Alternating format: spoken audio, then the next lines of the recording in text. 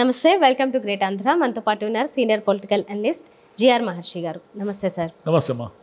Sir, ఇన్ని రోజులు ప్రతిపక్షాలు విమర్శిస్తున్నట్లుగా కాకుండా ఈరోజు ఇడుపులపాయలో విజయమ్మ గారు వచ్చి జగన్ గారిని ఆశీర్వదించడం జరిగింది.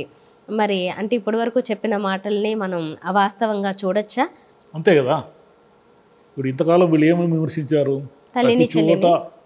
తల్లిని చెల్లిని పట్టించుకోని వ్యక్తి జనాల్ని పట్టించుకుంటాడా? తల్లిని చెల్లిని పట్టించుకోని వ్యక్తి ప్రజల్ని పట్టించుకుంటాడా? సరే, మాట అన్నప్పుడు నాకు రఘురామ కృష్ణరాజు గారి డైలాగ్ కూడా గుర్తొస్తుంది సార్. అంటే నమ్ముకున్న వాళ్ళకే దీవెనలు పోలవరాన్ని కడతాడు అన్నది సేమ్. ఎందుకో దానికి దీనికి అట్లా అనిపిస్తుంది. అంటే వీళ్ళు విమర్శించిన దానికి అట్లే ఉంది కదా. అట్లనే ఉంది.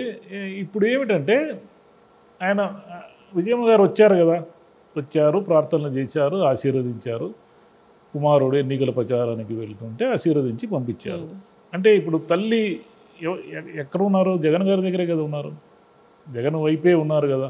ఇప్పుడు ఆయన తల్లిని తరిమేశాడు, తల్లిని పట్టించుకోలేదు అని ఇంతకాలం వీళ్ళు విమర్శించారు కదా. మరి ఆ లెక్కనైతే మరి ఆమె అసలు ఈరోజు రాకూడదు కదా. అంటే ఊరికే ఏదో ఒకటి దొరికితే చాలు విమర్శించడం అనేది అలవాటైపోయింది. కాకపోతే ఏమిటంటే గత ఎన్నికల ప్రచారంలో ఆయన వెంట ఇదే గ్రూప్ ఫోటోలో షర్మిల గారు ఉన్నారు. ఇప్పుడు ఎన్నికల ప్రచారానికి గతంలో జగన్ గారు బయలుదేరినప్పుడు వెంట షర్మిల గారు ఉన్నారు, ఆమె ఎన్నికల ప్రచారం చేశారు.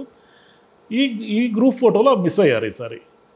ఎందుకు మిస్ అయ్యారంటే ఆమెకి ఏదో వ్యక్తిగత కారణాలు ఉన్నాయి. అన్నంటే కోపం కావచ్చు, అన్న పట్ల ఆమెకి ఏముంది. ఇప్పుడు మనం ఏమంటామంటే రాజకీయాల్లో ఏదైనా జరిగితే అయ్యయ్యో చూసారా ఇలా జరిగింది అని అంటారు. ఏముంది, మన మామూలు నిత్య జీవితంలో మన కుటుంబాల్లో కూడా ఎంతమంది అన్నదమ్ములు కలిసి ఉన్నారు, ఎంతమంది అక్క చెల్లెళ్ళు కలిసి ఉన్నారు, ఎంతమంది అక్క తమ్ముళ్ళు కలిసి ఉన్నారు, ఎంతమంది అన్నా చెల్లెళ్ళు కలిసి జీవిస్తున్నారు.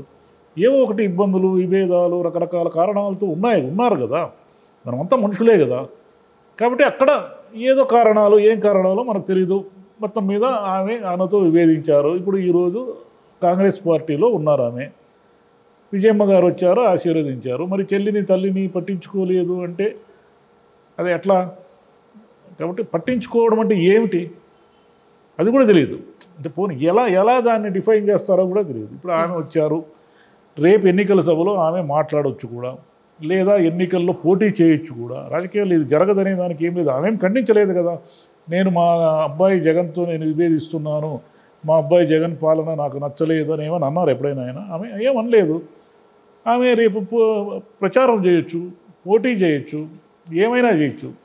అంటే కుమారుడిని ఆశీర్వదించారు.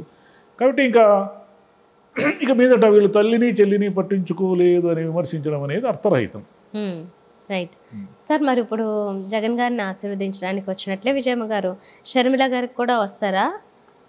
ఏమన్నా ఆమె కూడా ఇలాంటి కార్యక్రమం ఏదన్నా పెట్టి కాంగ్రెస్ సమరశంఖం నేను పూరిస్తున్నాను ఈరోజు అన్నప్పుడు ఆమెను కూడా వచ్చి ఆశీర్వదించి, ఒక తల్లి కదమ్మా ఆమె. తల్లికి రాజకీయం ఏముంటుంది? ఇప్పుడు కానీ వీళ్ళే ఏదో అట్లా చేయడానికి ప్రయత్నించారు కానీ ఊరికే ఆమెని లాగేసి ఈ వివాదంలోకి లాగి విమర్శలకు అనువుగా, ఈజీగా, సులభంగా ఉండే ఆయుధం ఏమిటంటే ఏ నాయకుడికైనా సరే ఆయన ఇల్లే చక్కదిద్దుకోలేదు, ఇక ప్రజల్ని ఏమి చక్కదిద్దుకుంటాడు అనడం చాలా సులభం ఎవరికైనా కూడా. కాకపోతే ఇల్లు చక్కదిద్దుకోవడం అంటే ఏమిటి అర్థం? దానికి ఏదో ఉండాలి కదా. కాబట్టి ఆమె రేపు ఇప్పుడు జగన్ గారిని వచ్చి ఆశీర్వదించారు. రేపు షర్మిల గారు వచ్చి కాంగ్రెస్ ప్రచారానికి బయలుదేరుతున్నాను అని ఆమె కూడా ఇడుపులపాయలో వచ్చి ప్రార్థనలు చేశారు అనుకుందాము. అప్పుడు కూడా ఆమెను వచ్చి ఆశీర్వదించవచ్చు, లేదా ఆశీర్వదించకపోవచ్చు. కొడుకు రాజకీయమే నచ్చడం నువ్వు చేసింది కరెక్ట్ కాదని ఆమె షర్మిల గారితో విభేదించవచ్చు, ఏమైనా జరగచ్చు. కాబట్టి అది వాళ్ళ కుటుంబ వ్యవహారం. దాన్ని రాజకీయాల్లోకి తెచ్చి ఆ వివాదాన్ని వైఎస్ జగన్ మెడకు చుట్టి తల్లిని చెల్లిని పట్టించుకోవడం లేదనేది అర్థరహితమైన విమర్శ. Okay right sir. ఇప్పుడు మీడియా ఉండడం అనేది అంటే ఎవరికి వారికి సొంతంగా ఎంత అవసరం అనేది ఇప్పుడు కొంచెం తెలిసి వస్తున్నట్లుగా కూడా అనిపిస్తుంది. ఎందుకంటే షర్మిల గారిని అప్పుడు ఎత్తారు, ఇప్పుడు ఎక్కడ కనిపించట్లేదు ఆవిడ. షర్మిల గారిని మీడియా అంత మునుపు పైకెత్తడానికి కారణం ఏమిటంటే, ఒకటి వైఎస్ కుటుంబంలో విభేదాలు ఉన్నాయి అని ప్రజలకు తెలియడం ప్రతిపక్షాలకు చాలా అవసరం. తెలుగుదేశానికి కాబట్టి ఆ కారణాల వల్ల ఆమె మాట్లాడిన ప్రతి మాట కూడా మీడియాలో హైలైట్ అవుతూ వచ్చింది.